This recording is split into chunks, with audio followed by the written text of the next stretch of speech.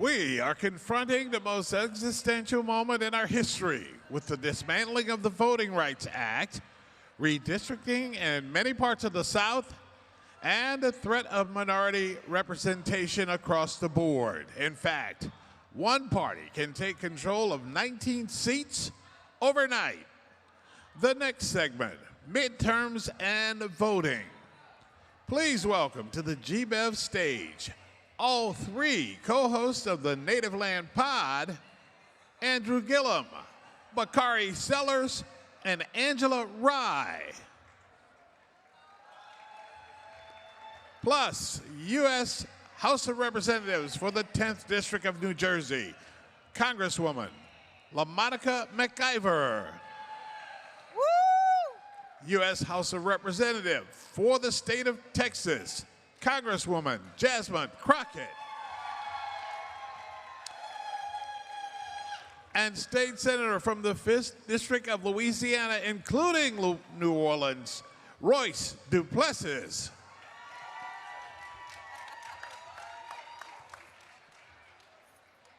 Okay. Where you want to sit, babe?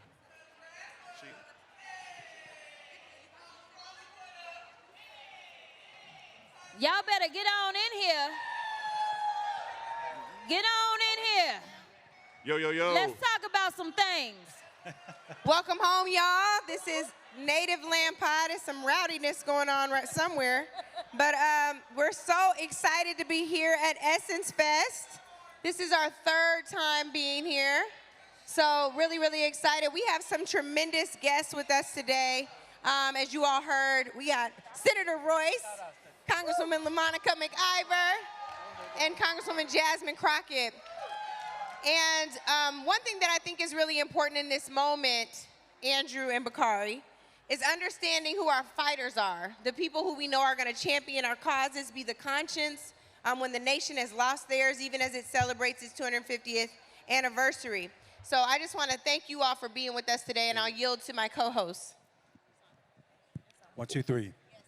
All right, good evening, good afternoon, everybody. I'm sure you've been hearing on the news, on the internet, so on and so forth, about redistricting and the withdrawing of power from black voters. And you've also been hearing at the same time that there have been black representatives, elected officials, civil organizations who have been stepping up to make sure that we don't lose our power. So today we want to have a brief conversation around what it is that we've got to do, each of us, me, you, and our cousins and them, to make sure that we don't lose the power that our ancestors, our forefathers and foremothers fought so hard for us to attain in the first place. So as we finish our introductions, just get ready for that very brief conversation where we work together to move power for black people forward. Bakari? I'm just happy to be here. So first of all, I'm from the big city of Denmark, South Carolina, where we have 3 stoplights and a blinking light. And my mom and dad always tell me the 2 most important words in the English language are the words thank you. And so before we start, I want to say a special thank you. And I think that we need to give a special round of applause to the young lady to my right, Jasmine Crockett. So thank you, Jasmine. And I ain't gonna lie to you, I ain't even recognize who she was when she came in. Her hair did, makeup on. Her hair is always did. I was like, Almost out of Congress. almost. And this young lady to my left has been going through more than anyone should have to bear. Sometimes, you know, when you say your prayers at night and you're like, God, I don't want to be your fiercest soldier. This year you could put me at the back. I've gone through so much. I want you all to pray for her to not only have a very healthy pregnancy, but a very healthy birth. And I want you all to pray for her to get through these trials and tribulations that they are putting her through. It feels really, really weak of me to say God doesn't give you more than you can bear, because you're bearing more than I could ever do. So God bless you. And then I love to have a couple of light-skinned friends. I think everybody should have 1 or 2 light-skinned people in their life. Angela has Nicole Hannah-Jones, and I have Royce. So give a shout out to one of the best, and I don't know if you all were watching him. These color complex issues. He was out there. He was outside sweating when they were doing the redistricting here in Louisiana. He was filming himself, sweating, patting his head, but he was in there giving a good fight. And Royce is somebody that we all need to make sure that we understand that we're all in this together, and the work that you did does not go unnoticed. And so with that, I know Angela and Andrew are going to talk a lot. That was my 2 minutes. I probably won't say anything else the rest of the show. And the cool part about it is everybody was already introduced, so that was amazing. Now, since we're here, I think it's really important for us as we're contemplating what this 250th means, where we find our home. We open our show every week with Welcome Home, y'all. And I'm starting to feel real houseless in the Democratic Party. We've been talking, don't start, Bakari. We've been talking about this a lot on the show. Go on over there then. Excuse me. Go on over there. Where? To them. No. Anyway, let me make my point, because you don't even know where I'm going. Maybe you do, but just hush. So my thing is, where do we go when we're not feeling, seeing appreciation? And I'm going to use some examples. The first example is LaMonica McIver. Many of you all have heard about her advocacy. The federal government indicted her for engaging in constituency services, making sure that Delaney Hall, which you all are reading about in the news regularly, hearing about and watching about all of the abuses at Delaney Hall, she was on the front end because she knew it was going to happen. And because the federal government couldn't handle what she did, they pressed charges. This woman is facing federal charges with child.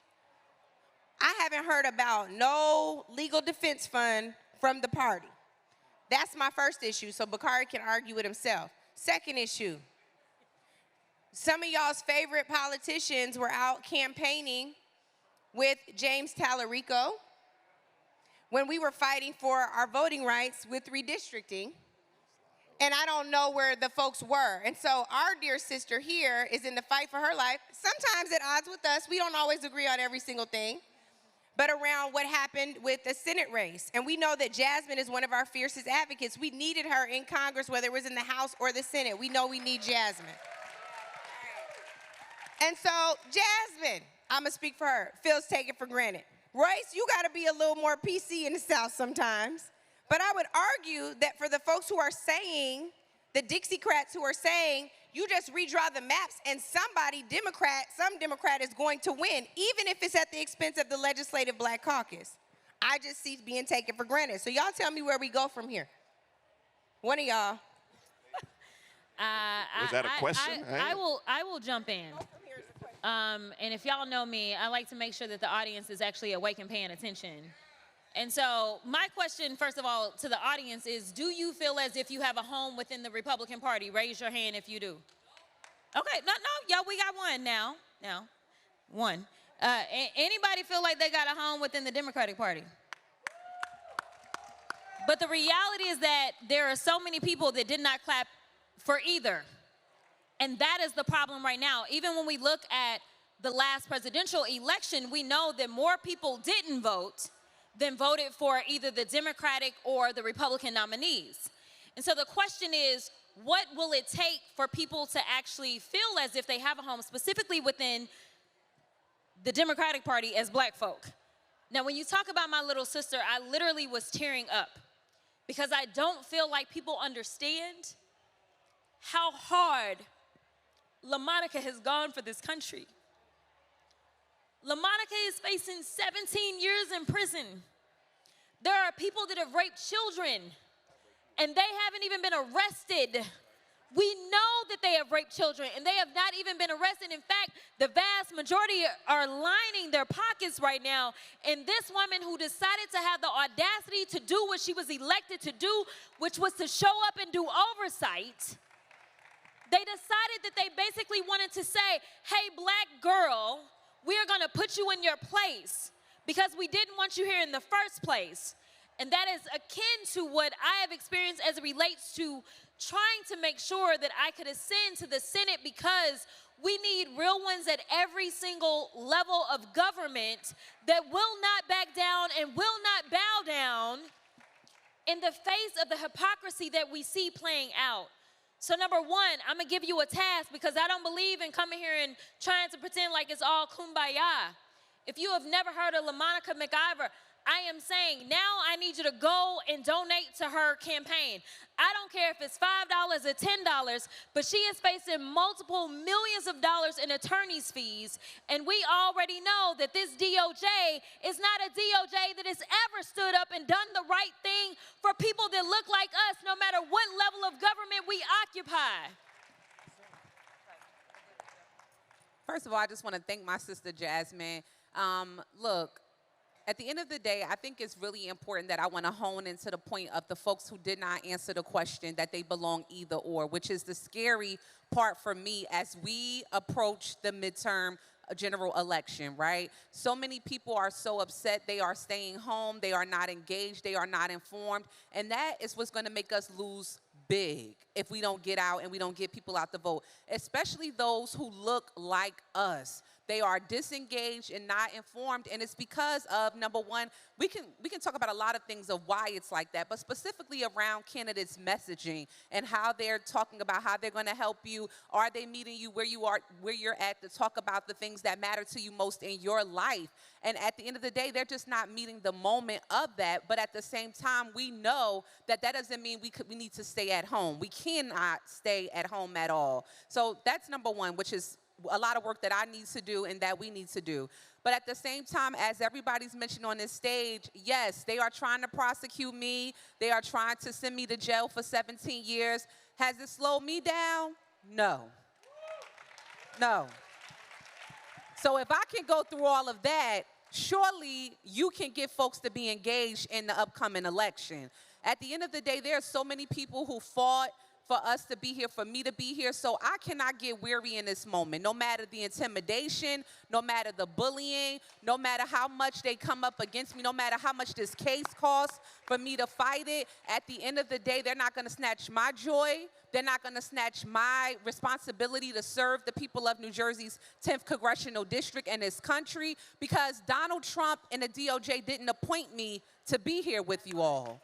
The people elected me to be here, and so that's why I continue to stand up and do the job that I need to do, because at the end of the day, they're not going to stop me from doing that. And so we all have to have that type of courage. We need political figures, right, Congresswoman? We need political figures in this moment who are not punks. We don't got time for you to be no punk. This is not no scary work.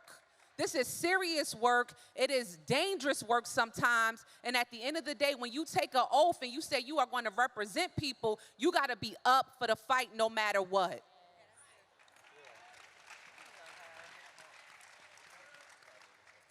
So when we talk about where we go from here, what's next, I think we all have to ground ourselves in the reality that there is no perfect Democratic Party, just like there's no perfect elected official.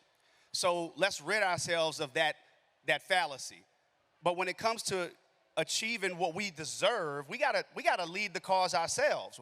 We have to go create it. We can't look to the Democratic Party to say, or we can look to them if they're not delivering, we go and create a new thing. But we also got to be practical and realistic. So Angela said, we PC in the South. I don't really know what that meant. We have to catch up on that. But we in the super minority in the Louisiana legislature, right? Super minority. And if you don't have basic math to get a simple majority, you can't pass anything. The point being is that until we start showing up and getting people elected outside of Orleans Parish, East Baton Rouge, Shreveport, and other places, we're going to continue to lose. But we know that the majority of the people in this state do not accept or agree with the policies of the Republican Party. You have a governor who's Republican. You have 2 U.S. senators who are Republican. The Speaker of the House is Republican. The majority whip is Republican from Louisiana, right? They dominate, but we still rank at the bottom in terms of everything. Yep. We still rank dead last in terms of everything as a state: healthcare, education, criminal justice. So my message to anybody who's unhappy with the Democratic Party, I would hope you don't look to the Republican Party, but let's push ourselves as a Democratic Party to be better. And historically, I just want to point this out because we're in Louisiana. Today is the 4th of July. 250 years. 250 years. We're celebrating the history of this country, but I think we're also at a reflection point of where we go as a nation. Louisiana, right here in New Orleans, as we celebrate Essence and we celebrate the beauty of black culture, black women, and black excellence, we can never forget that we're actually in Louisiana. And Louisiana, during Reconstruction, after Reconstruction, right out of New Orleans was the first election of a black person to U.S. Congress. His name was John Willis Menard. This man was elected, but he never served. He was elected, but he never served because they didn't allow him to get sworn in. Just a few months ago, right here in the city of New Orleans, we elected a man by the name of Calvin Duncan. He was elected by 70% of the vote just last year. And you know what happened? When it came time for him to get sworn in, the governor and the attorney general nullified the election and did not allow this man to be sworn in. So that's critical. That didn't come from the Democratic Party. I'm just pointing this out, right? So I'm here to hold the Democratic Party fully accountable for whatever failures we're not achieving, but we ain't nothing to talk about when they're talking about like Republican Party. So we got to figure something else out, but we have to lead ourselves there. Can I jump I'm in sorry real if quick that's on what y'all that? heard me saying. That is not what I'm saying. I'm not pushing this No, sister over here that yeah, clap. yeah. I'm not with you, friend. I- I love you. I'm Yeah. not. You can sit. Okay, Yeah. I don't hear you, but I'm gonna talk Okay. to you after. Go But ahead. no. I just wanted to jump in on that because I think that what you touched on is something that you probably didn't mean to highlight. Republicans are gangster. Like, I'm not gonna lie. And when you look at what this current administration is doing, they don't give a damn about nothing that anybody else is doing, right? But when it comes to the Democrats, people a lot of times, and raise your hand if you agree with me, because I don't want to be the only one out here. Y'all don't even know what I'm about to say. But people think that Democrats are weak. Like, Republicans, if they want to get something done, they get it done. Yep. Like, they decided that he wasn't going to swear in. They could care less about the votes. They could care less about a democratic process. They couldn't care less about any of that. They decided that that black man was not going to swear in, and they did the thing. But the question is, where are the Democrats on answering on the other side when it comes to delivering for health care, when it comes to delivering for education? Like, will we go balls to the walls? And I think that is why you end up with people that are like, you know what, I don't really mess with either one of them. Because it's like, I don't agree with these racist Republican policies, but at the same time, I'm not going to sit here and be like, well, this weak person has my back. For sure. So 100%. can I just jump in real quick, because you have a lot of people who are here and they're here to see you all, and they come to Essence and they drink good liquor and they get dressed and we go to white parties and we celebrate what it means to be us, right? But I think a lot of people need to understand or ask themselves how or what. And so the question I have for you all is, yes, we have castigated, and yes, we have chastised, and yes, we have clearly identified what the issue is. But what can people in this room do? And I think that a lot of people want to leave here with something. Like, they want to leave here with a tangible ideal about what they can do to change their plight. When you go to CPAC, when you go to TPUSA, when you go to all of these GOP conferences, they always leave you with concrete ideals about Why do you know that? Because I watch them. Okay, I'm just checking. My daddy used to tell me, when I ran for office in 2006, when I first got elected, I would watch Fox News and I would watch Rush Limbaugh, because my daddy would say, you have to know what they're saying about you.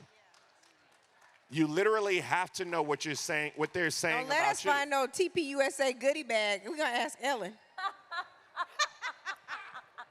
That's why I don't take Angela nowhere. So anyway, what my question for the three of you all is, with this audience, and sometimes it's a hard question for us to answer, but what can we tell this, because at the end of the day, we are people who could afford flights. We are people who could afford a hotel. We are people who could afford Fashion Nova. Some of y'all are wearing Fashion Nova. I know it, I see it, I recognize it. But we are people who can be here in this space. And so my question is, what do we tell people in this space about how to improve our political plight? Well, I think that's a good question. One is that we have to take some responsibility ourselves for where we're at, right? Stick with me. One, a lot of us, especially black and brown people, we think that the civic process is only going out to vote. That's it. Like, and barely doing that. After that, we let folks who we vote in just go and roam about their business. And then we get mad when they do not do the things that we want them to do to make our lives better. No, you have to stay on their ass. Literally, we meet with lobbyist groups all the time, different folks who are like, this is what I want, this is what we want. And sometimes those lobbying groups don't look like us. They are not out there driving the force for the things that matter for them and their lives and their communities. And you have to make sure that you are holding people's feet to the fire past the election day. Once they get sworn in, you on them all the time. You're engaged, you're informed, you're staying into the fight. And that is what we have to do. We can't just vote and then get out of the game and think that someone's just gonna have your best interest at heart. Look, we're elected officials, but at the end of the day, what makes me the best elected official that I can be in this moment is me listening to the people that I serve, me talking with them, meeting with them, and them telling me what it is that they want to see happen, because I don't have all the answers. And those are the types of people you have to elect, who are delivering real results and making sure that they are advocating for what you want. And when we're not in that game, you're getting looked over. And so that's the first thing that we have to do. We must be engaged and make sure that we're holding people's feet to the fire, because no matter who we elect this November, right? A congresswoman, whoever we elect, if you don't make them accountable and responsible for your needs and for your community needs, then they're not gonna do anything. They're gonna do just like what folks are doing, turning their back on you and going on about their business. It's like I heard Reverend Al Sharpton say, we got free and we went rogue. Like, we forgot. We ain't free, though.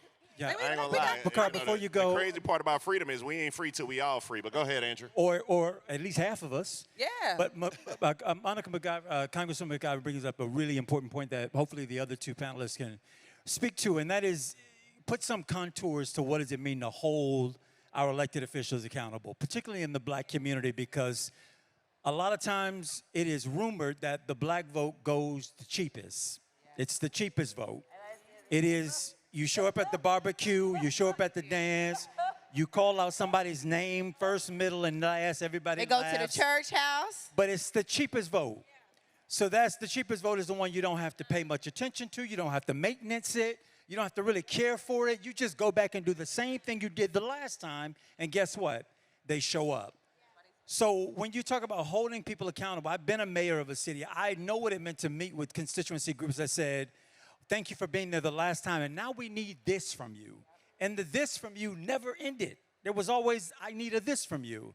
What does accountability look like when it turns from our people holding our people, those who are elected and look like us, accountable to the voter?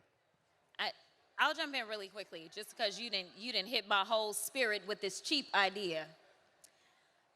Ashley Etienne actually just did an article that was published by Essence, and in this article, she said that when they did this autopsy of what happened with the DNC and where they spent the money, 1%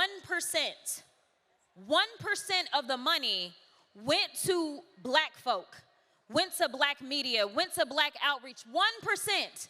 Do you know who is the most loyal to the Democratic Party? It is black people. So you had 93% of black women vote for the Democratic nominee, and close to 80% of black men vote for the Democratic nominee, and we lost, and they continue to spend money sinking it into people that were never coming to support our party. So we can start there when we talk about investments, because I believe that we need to make demands. I've been trying to pump up, PBS has some good, so long as PBS exists, y'all. PBS has some good documentaries, and they did one specifically about Barbara Jordan. Now, I love me some Barbara Jordan as a Texan and a congresswoman. One thing I learned when I actually watched it, it's called The Inquisitor. It is really, really good, and it's short. Y'all should watch it if you've not seen it. But Barbara Jordan goes on stage at the DNC. She gives this amazing speech, and everybody is pumped up because they've now heard the eloquence of Barbara Jordan. So then Barbara Jordan is asked to go out on this presidential campaign for somebody that they didn't necessarily think had a chance of winning. That was Jimmy Carter. She goes out, she campaigns, she hollers at black folks, she gets them to show up. Jimmy Carter wins that election. They ask, Barbara, what is it that you want? Barbara says, I want to be the top attorney for the United States. Now, this is after she done tore down Nixon, done her thing in judiciary and all the things. Way before going viral was a thing, she went viral for tearing down, at that time, the most corrupt president we had in the United States. And you know what they told that black woman? They told her, oh, no, we got to put a white man in. So let me be clear about this. It is time for y'all to start to be transactional about your votes. It can't just be a matter of, oh, you want to get into office, and so, yes, you need me right now, but you don't ever show up any other time, number one. Number two, you don't invest in my community. Number three, what policies are you working on that are actually going to better my economic situation, my health situation, my educational situation? It is not enough just to be that you're not the racist Republican, but that is what has happened with black folk, as they understood that we couldn't be a party with the people that actually want to lynch us every day. And so we sit up there and we say that we are just voting for mitigation, but it's actually time for us to vote for uplift. And unfortunately, so many of these candidates do not care about uplifting us. This is why we have not advanced at the level that we should have at this point. So show up to city council, show up to the state house, and come to the U.S. House if you can afford to, because every single house is called the people's house. This is where they can look you in your face and they have to tell you, yes, no, we only looked at you as a line item that we were crossing out. I didn't realize that behind that sickle cell research dollar, there was a real person. I didn't realize that that cancer that we were cutting out, that, oh, no, there are real people. Get in their faces and make them tell you, yes, I was elected to represent you, but I don't care about you. That is what you make them do. You show up, you get in their faces, and if they decide they're not going to represent you, you let them know that you will work hard to make sure they lose their seats.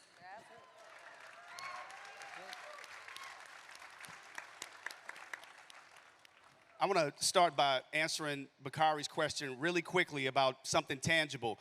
This is not sexy. This is not anything that's probably going to get you excited. But when the Congresswoman asked the question earlier about how you feel about this or that, Dems and Republicans and the hand raising, I think if we asked a similar question around how many people in the audience knew every single person who was elected to represent where you live, from the school board representative to the local police juror to your city council person all the way up to your congressperson. I'm not going to ask y'all to raise y'all hands, but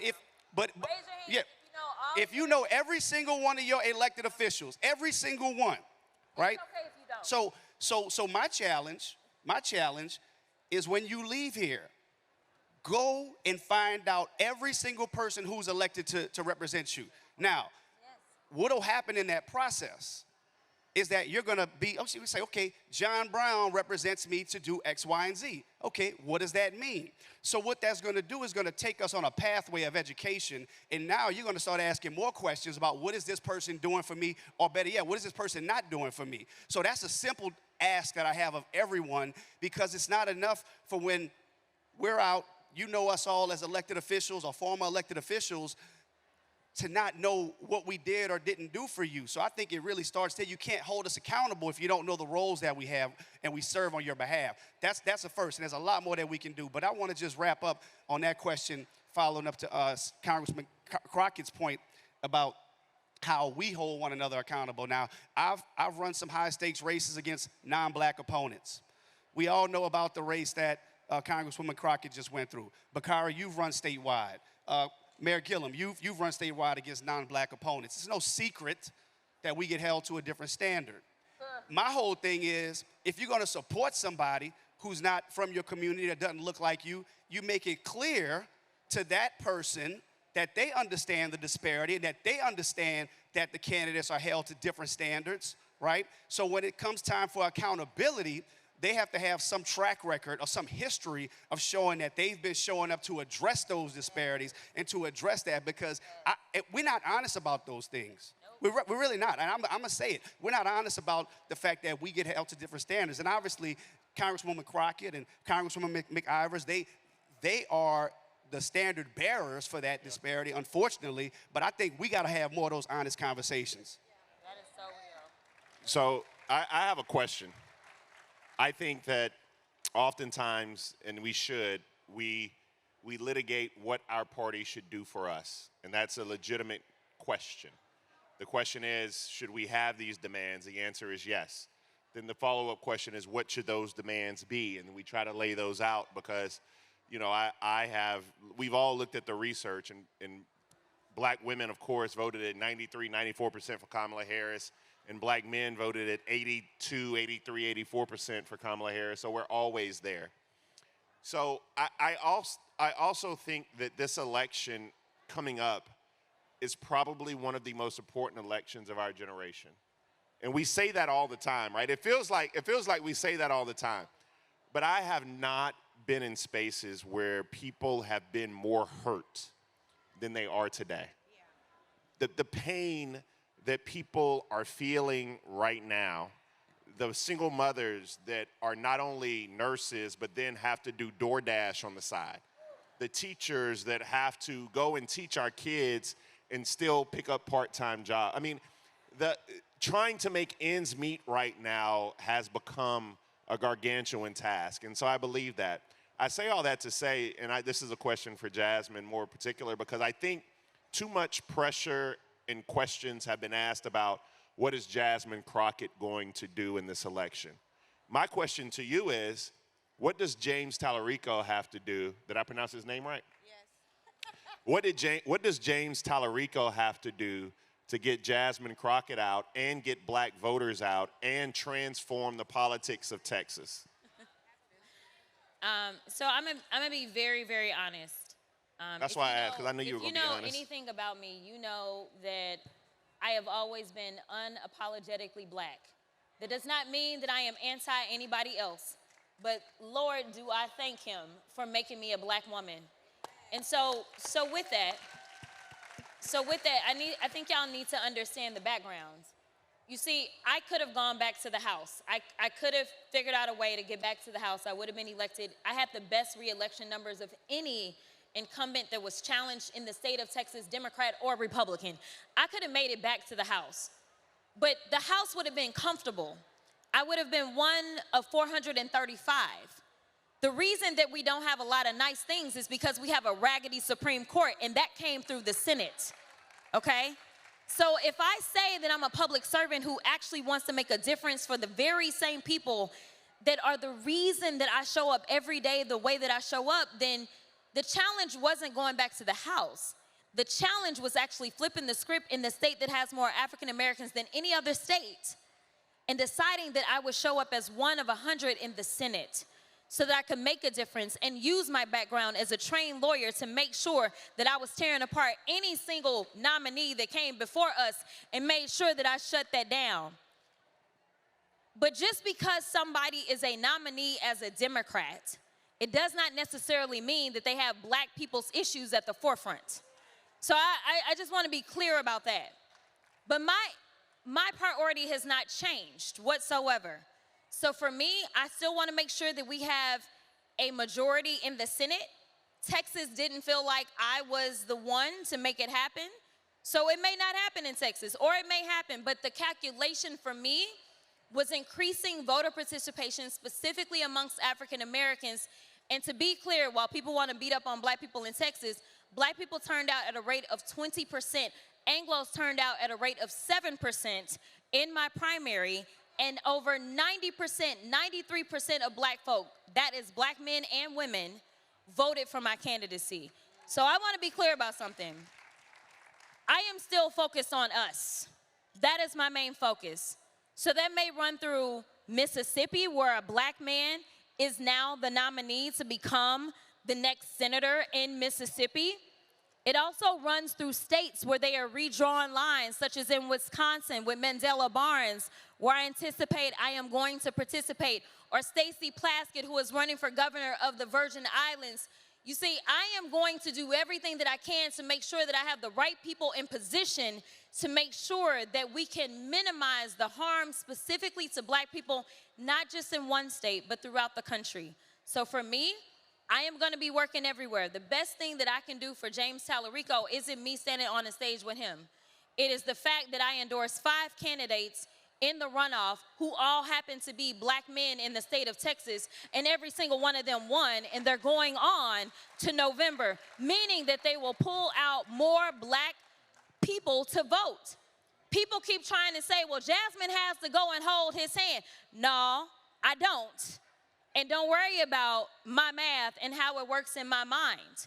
Because the reality is that if you can give people more than one thing to vote for, then you have a better chance of getting them out to the polls. And honestly, some people just not gonna be sold on certain people that are running in the state of Texas. So the best thing that I can do is take down ballot candidates who no one's ever heard of and do my best to uplift them and increase the voter participation in a way that we did in Texas. You see, a lot of haters got a lot of things to say about me and my race and how I ran it, but the reality is that there was a lot of racist, not a lot, it was racist. It was a racist race. It is what it is, right? But we live in America, as y'all are celebrating 250, okay? We know what this country is. But let me tell you the facts. There is no race that turned out more people to vote ever in the state of Texas except for Barack and Hillary. Did you hear me?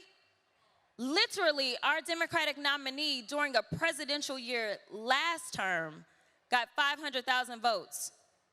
I got over double that. And I still lost. So listen, I say this with all sincerity. I am doing my part, but I also want y'all to recognize something that the senator said earlier. The reality is that people hold me to a completely different standard. The fact is, we have never seen anybody, quote unquote, be pressured to jump into a Senate race to help out their opponent that beat them, ever. This is the first time we have ever seen this in this country, and it just so happens that it ended up being a high-profile black woman. I am nobody's footstool, but I believe in doing everything that I can for the betterment specifically, not to the detriment of anybody else, but specifically for black people, and I am committed to that. I will continue to do that work. Amen. And that's that on that. Okay, so we have calls to action, and we got to be quick. So calls to action, well, I'm going to say mine, because I don't know if everybody's ready. I'm going to give y'all just a second.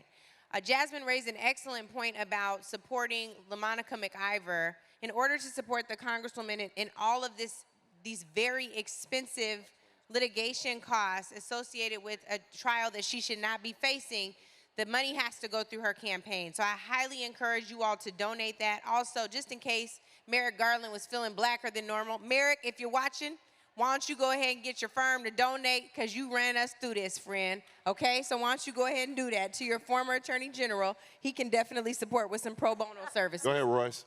Your call to action. Yeah, so I'll reemphasize what I said earlier. Find out who your representatives are. I know it sounds super basic, and when we say go out and vote, I'm talking hopefully to a bunch of voters right now, chronic voters, but go out and tell all of your other folks to vote. This November election is going to be crucial. It's already been said, probably one of the most consequential elections in our lifetime. So if we don't show up and take back this House and take back this Senate, y'all, it's going to be worse than it's ever been. So please, just get out there, do your part. Find out who your elected officials are. I don't care, from dog catcher to U.S. Senate, and just go out there and vote. Do not give away your power, because choosing not to vote, while we understand the frustration and the disaffectedness that exists, by giving away by not voting, you're surrendering your power. So that's always my call to action. Very straightforward. Thank y'all. And we're almost out of time, but I just want to emphasize. Almost. That thing say 0. Oh, okay. We're out of time, but I just want to basically elaborate what my sister Jasmine said. Be transactional with your vote. Hold them accountable each way of the time they're in office serving you. Point blank, period. And understand that we are in a state of emergency, y'all. This is not a joke.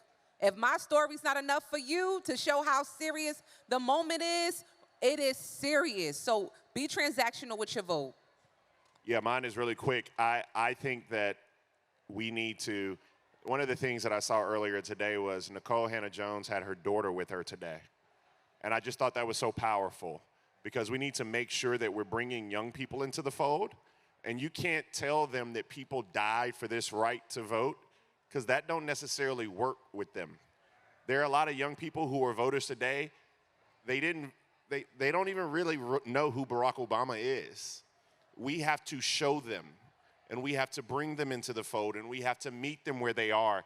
And so my challenge for all of you all is to go out and grab a high schooler, a middle schooler, take them through the civic process, show them why you vote, talk to them about Jasmine Crockett. Follow them on Instagram, Jasmine and LaMonica and Royce. Do the things necessary so that young people feel a part of the process and we're meeting them where they are. Wait, Bakari, before you go, I got to shout out my baby. I can't Where your baby at? My baby is here. My 9-year-old is here, Zaya, with me Stand on up, Zaya. summer break. She don't want to stand She don't up. want to stand up. But She I was want to like, shout man, her out 'cause Essence it's Fest very got a lot of important what old Bakari people here. said. Jasmine. I would just say that it's so important that as you learn some piece of information, and I hope that you learned something today. Raise your hand if you learned something today. Okay, praise God. All right, so what I need you to do is I am big on group chats. If you've ever heard me talk, I'm always talking about y'all group chats because it's the only place we can't infiltrate. I want you to take one piece of information that you learned that you did not know before you got here, and I want you to put it in your sorority group chat, your parent group chat, your family group chat, so that you are sharing this information. Never assume or presume that other people are just like so with it. I remember when I was actually about to vote, I'm snitching on one of my exes. He was a bruh for all of the bruhs that are in here. But nevertheless, I didn't know. Like, I don't usually date people who don't vote. I'm going to just put it out there. Ooh, I'm just putting y'all in all my, yeah, anyway. So, long story short, here it was. The election is coming about. And he was like, you know what? You going to be the first politician I voted for since Barack Obama.